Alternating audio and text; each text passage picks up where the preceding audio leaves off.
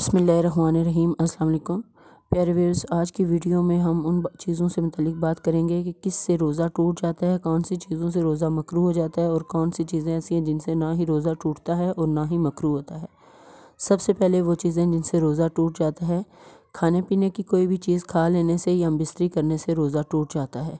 हुक्का, cigar, cigarette वगैरह पीने से भी रोज़ा टूट जाता है। पान या तंबाकू वगैरह खाने से भी रोज़ा टूट जाता है।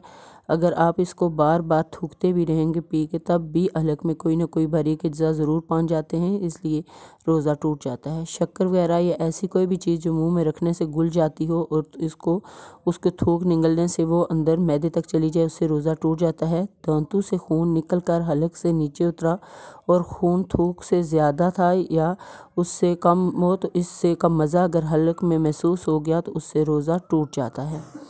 इसके अलावा रोज़ा याद रहने के बावजूद हुक्का ले लिया या नाक के नथनों से दवाई चढ़ा ली तो उससे भी रोज़ा टूट जाता है। पेट या दिमाग की झिल्ली तक ज़ख्म था या इसमें दवा डाली या दिमाग या शकम तक पहुंच गई तो रोज़ा उससे भी टूट जाता है। कुली कर रहे थे, बला कसद पानी हलक से उतर गया या नाक में पानी चढ़ाया और दिमाग को चढ़ गया तो उससे भी रोज़ा टूट जाता है।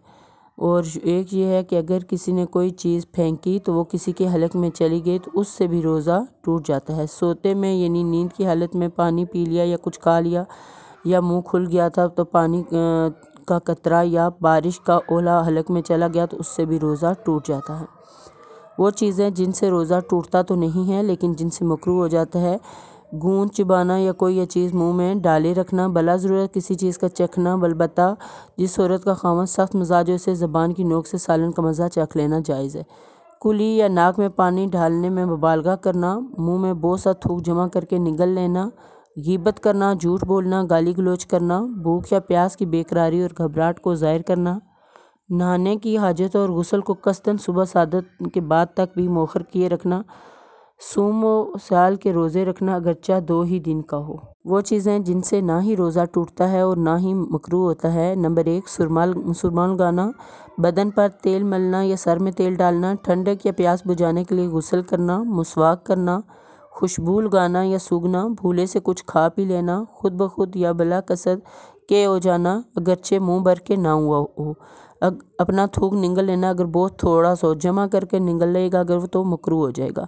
बला कसद मक्खी या धुएं का हलक से उतर जाना, इंजेक्शन लगवाने से रोज़ा नहीं टूटता, इतलाम से भी रोज़ा नहीं टूटता। शदीद ज़रूरत के तहत दांत या दाढ़ निकलवाना और मुंह में दवा लगाना नाजायज़ है, लेकिन इस बात का बहुत ज़्यादा ख्याल रखना ज़रूरी है कि वो दवा हलक से नीचे न उतरे और अगर उतर गई तो रोज़ा टूट जाएगा।